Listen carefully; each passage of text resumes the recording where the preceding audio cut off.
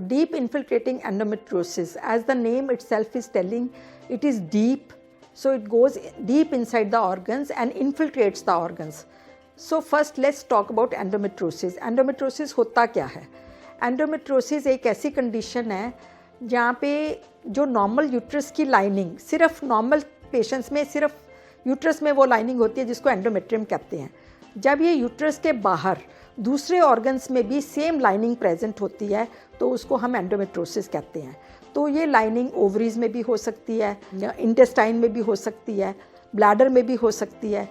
तो इस कंडीशन में जब भी मेंस्ट्रुएशन होती है तो इन सब एरिया में भी ब्लड इकट्ठा होता है और आसपास के सारे एरियाज़ में इन्फ्लामेशन हो जाती है। तो डीप इन्फिल्ट्रेटिंग एंडोमेट्रोसिस पेल्विस के सारे ऑर्गन्स को इफ़ेक्ट कर सकती है, जैसे कि पेशाब की थैली, इंटेस्टाइन, आंतड़ियाँ और यूट्रस के कुछ लिगामेंट्स जिसको हम कहते हैं यूट्रोसेक्रल लिगामेंट और कार्डिनल लिगामेंट।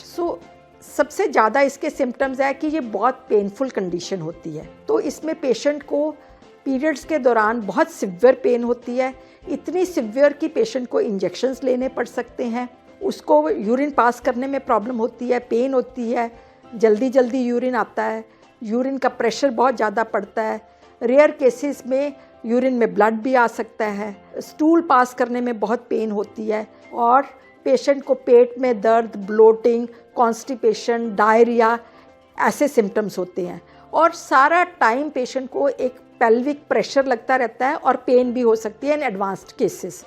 बहुत ही ये डिबिलिटेटिंग कंडीशन है और इसकी ट्रीटमेंट पेशेंट के हिसाब से इंडिविजुअलाइज करनी पड़ती है। दोनों तरह की ट्रीटमेंट है, मेडिकल भी और सर्जिकल भी। Medical treatment first line option हमेशा ही रहती है, पर बहुत केसेस में मेडिकल ट्रीटमेंट सक्सेसफुल नहीं होती तो सर्जिकल के लिए जाना पड़ता है। मेडिकल ट्रीटमेंट में प्रोजेस्टेरॉन हार्मोन्स हैं, कंबाइंड ओरल कॉन्ट्रासेप्टिव पिल है, गोनाडोट्रोपिन्स के इंजेक्शन है, बहुत सारी मेडिसिन्स हैं। हर पेशेंट में उसके सिम्टम्स, उसकी एज, उसकी रिक्वायरमेंट फॉर प्रेगनेंसी, ये सारा कुछ माइंड में रख के ट्रीटमेंट डिसाइड की जाती है। सर्जिकल ट्रीटमेंट में ये सारे जो एंडोमेट्रोसिस है उसको एक्साइज किया जाता है।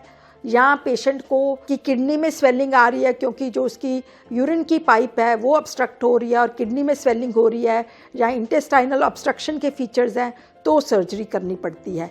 इन सारे नोड्यूल्स को निकालना पड़ता है, इनका कंप्लीट रिमूवल करके ही पेशेंट को आराम मिलता है।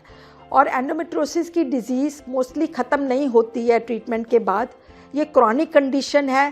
ट्रीटमेंट के बाद कुछ रिलीफ होने के बाद ये कंडीशन वापस आ सकती है।